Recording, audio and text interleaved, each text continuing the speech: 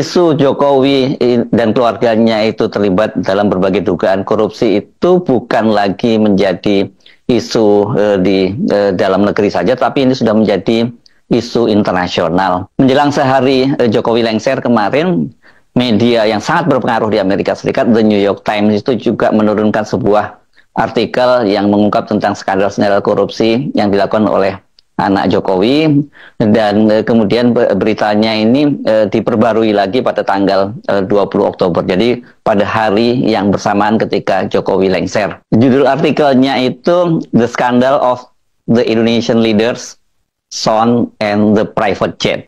Jadi apa ini judulnya ya? Skandal putra pemimpin Indonesia dan jet pribadi.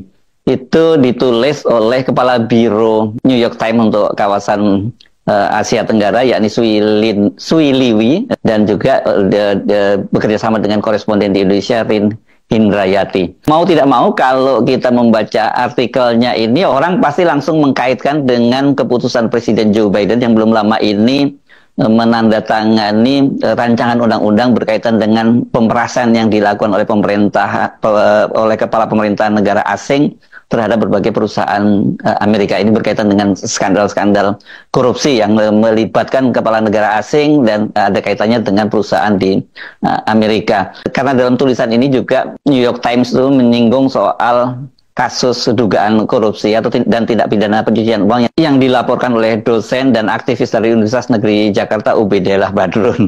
Dan Ubaidillah Badrun juga ketika mengirimkan artikel ini kepada saya, juga dia memberikan komentar berkaitan itu tadi, bahwa Presiden Prabowo harus cukup berhati-hati, harus memperhatikan soal ini, karena bagaimanapun juga The New York Times ini adalah media yang sangat berpengaruh di Amerika Serikat, dan dipastikan ini akan menjadi referensi dari para pemimpin Amerika Serikat. Menurut Ubaid, ini hati-hati juga untuk Prabowo dan elit politik lain, karena itu tadi, karena keputusan dari Presiden Amerika Serikat Joe Biden tadi menandatangani VP atau rancangan undang-undang pencegahan pemerasan asing, yang itu tadi ada pemimpin asing itu bisa diadili karena meminta atau menerima suap dari perusahaan Amerika Serikat. Jangan lupa sekali lagi yang saya ingatkan bahwa The New York Times ini adalah media yang sangat berpengaruh di Amerika Serikat, dan ini media ini menjadi rujukan dari para politisi dan para pejabat tinggi di Amerika Serikat.